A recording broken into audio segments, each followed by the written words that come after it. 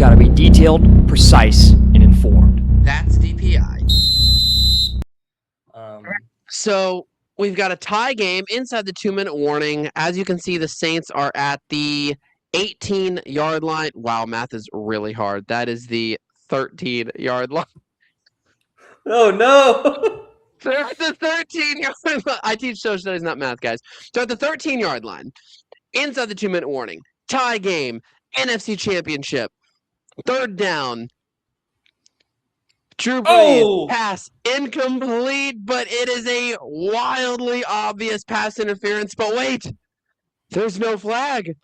He was hit a million years before the ball. Obvious pass interference. We're not really going to dissect that too much because there's just no argument that it's not pass interference unless you're the guy who's meant to throw that flag. But our segment this offseason is calls that changed the rule book. And after this play happened, during the offseason, like that's pass interference. Like we're not going to debate. He's not going for the ball. Like we're not going to debate that. It's obvious pass interference. But after that no call, during the offseason, a rule was changed that said you are allowed to challenge pass interference. The only caveat a little bit, unfortunately for the Saints, is that it still must follow all other challenges, meaning it has to be clear and obvious that the call was wrong in order to overturn it, and a team cannot challenge it inside the 2-minute warning. So unfortunately, this call would not have helped the Saints because it was inside the 2-minute warning, but it is a call that changed the rule book. But it's interesting because Sean Payton, head coach of that Saints team, said something interesting after the game that might be a prophecy being fulfilled this year. Zach, do you want to read me that quote that he said in this press conference after the game? Sure. I don't know if it was after the game or after the pass interference rule was eventually revoked, but it was at least in 2019. And so Sean Payton was quoted saying, "We're going to have a point. It's not this year, not today, but an eighth official upstairs is going to allow this game to flow. He's going to buzz that buzzer when he feels a certain level of mistake has been made." And the reason we bring that comment up, we dredge this comment out from the depths of NFL history, is because not only did that pass interference call that we just covered change the game, even if just for 1 year it did change the game is changing once again because those proposals that we covered a few weeks ago were approved, meaning that if there are replacement refs, a sky judge can call down and overrule or throw a flag or change the call of anything that they deem egregious enough in the event of replacement refs, right? So it's not in its full state, and it's not completely going to stay in the NFL, and it's not even guaranteed to happen. But Sean Payton's quote is closer and closer to becoming a reality, right, Tyler? Mm-hmm. Now, you had mentioned that we'll go back. You had mentioned that the rule where you can challenge a pass interference call or no pass interference call only lasted 1 year. Yes, it only lasted 1 year. It only lasted 1 year because there were a total of 81 challenges of pass interference during that season, and only 13 times did the league overturn the call on the field. So that's a 16% success rate. That's about as successful as an onside kick, which nobody agrees that those are very successful very often. And so it was hotly debated as to why there were so many failures. The NFL cited coaches' poor judgment, but I think it's a combination of I think it's a combination of coaches kind of jumping the gun on a pass interference call, but also there are calls like this one, which was in that 2019 game between the Lions and Packers, per Twitter, where this was challenged clear before the ball even arrives, contact, roping him around, and it was not overturned. So maybe the standard for an overturn was a little bit too high. Regardless, it was an abject, total failure and was completely rescinded by the end of the season. They didn't even vote on it. The NFL just took it away.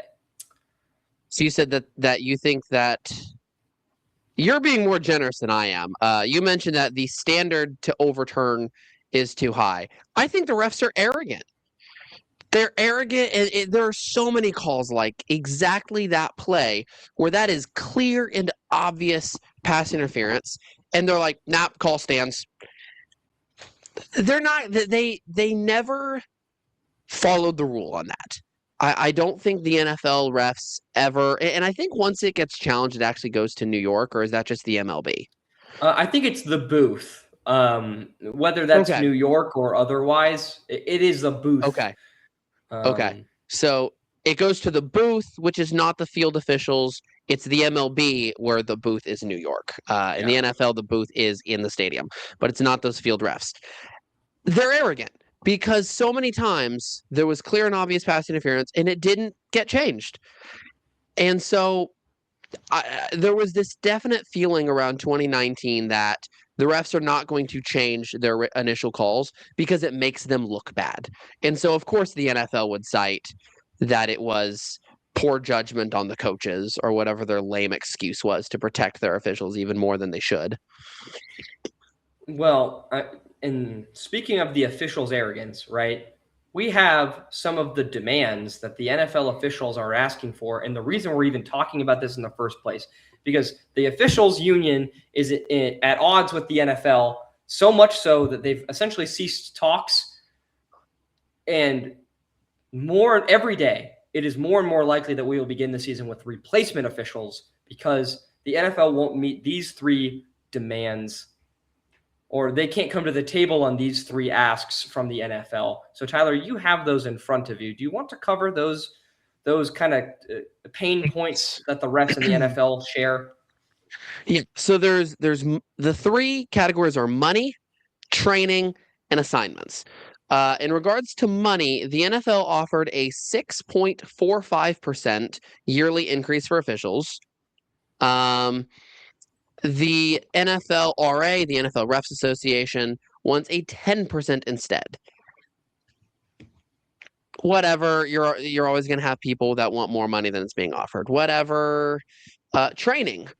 The league wants greater accountability for officials and additional off-season training for poor performers.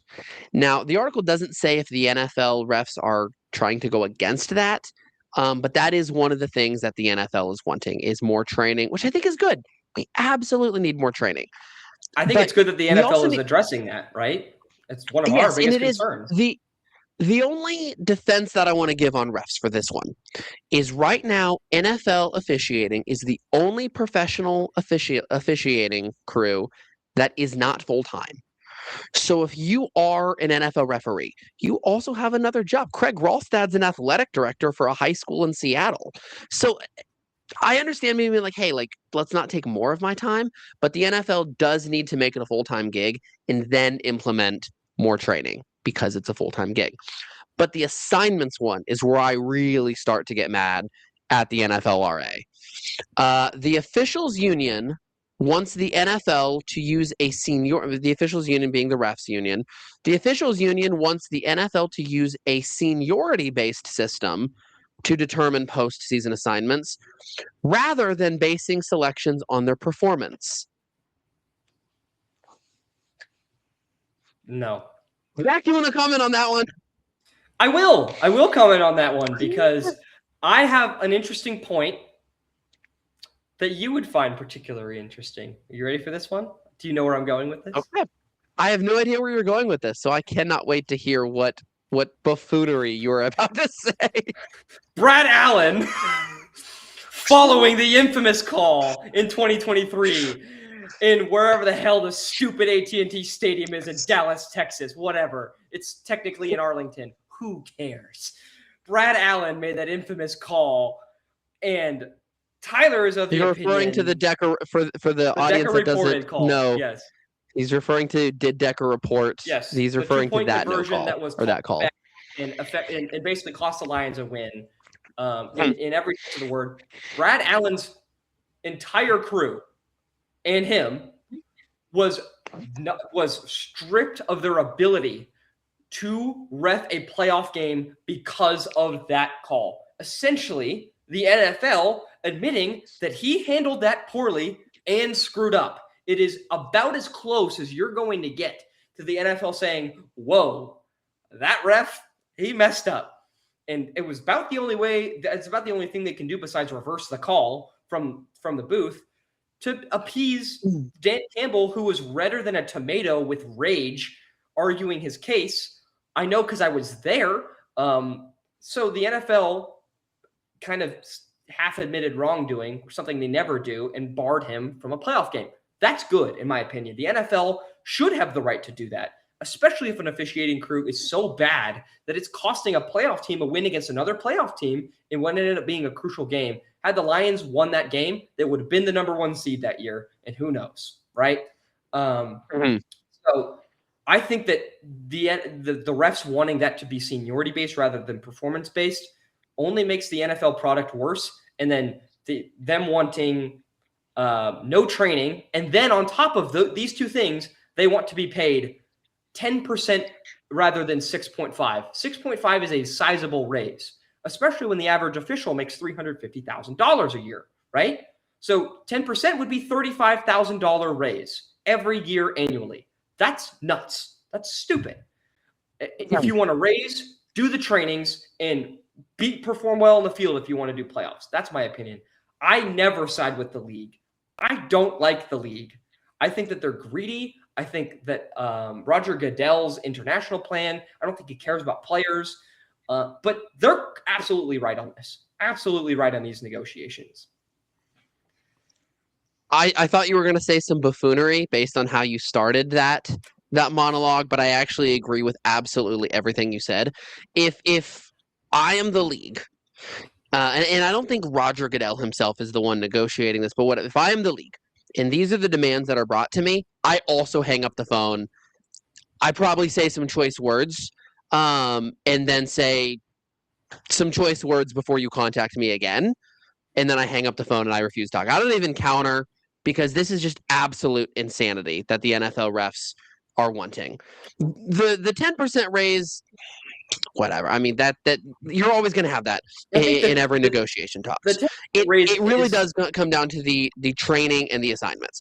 You cannot consistently get worse and worse and worse every year and then be like, nah, we don't want training. That's insane. And if someone agrees with these refs terms, please comment, and I want to have a civil discussion. I just want to know how someone can think, yeah, that's fair, the refs are right in this one. Yeah, Tyler wants to have a civil conversation. I just want to talk, all right? I just want to talk. Listen. I don't want to have a civil conversation with refs on this one because they're stupid. But if if a fan is reading this and being like, yeah, the refs are right on this one, that's where I'll have more civility in discussing a fan viewpoint. I'm obviously joking, but just please, down in the comments, if you have an argument as to why referees who are refusing to do training, who are refusing to do training or have their performance matter at all, and then why that is justified in asking for 4% more. And a 6 point, we're ignoring the fact that it's not like they're getting no raise. They're getting 6.5%, which is a cost of living adjustment that is more than most Americans get yearly. Right? Yeah. I know mine's, I think like 2%. And so the refs are getting 3 times what the normal American gets, and they're asking for 10. That's ludicrous. And they're not even doing anything extra for it either. They're like, give me more money for doing nothing. Do training, and then if they agree to the last 2 items, I think the league would actually cave on the 10% raises. But it's the fact that they're making a stink of everything. That's the reason why the league is prepping their rule book for replacement officials. And the refs are banking on the replacement officials being so bad that they have to cave to the demands. And so the NFL is trying to curtail that by having a way to overrule the replacement officials. So I don't necessarily disagree with the league, the way the league's handling this, because the refs should not be able to hold the league hostage whenever they want to. I think that's bad. No, I agree. I agree that they tried doing it during the last time that the negotiations went out as well, back in 2012. I believe that was the last time that they had contract disputes. They had replacement officials. It was bad, and the only reason it got solved is because the refs were like, see that fail Mary? Don't you want us back? And they're like, crap, we need you back. Now they're not going to have that. Yeah, the NFL, to their credit, learned from their mistakes. And this is how the NFL continues to remain the most profitable sports league in the United States, and I think in the world. It's getting close, right? Or they may be number one. I think they're number one.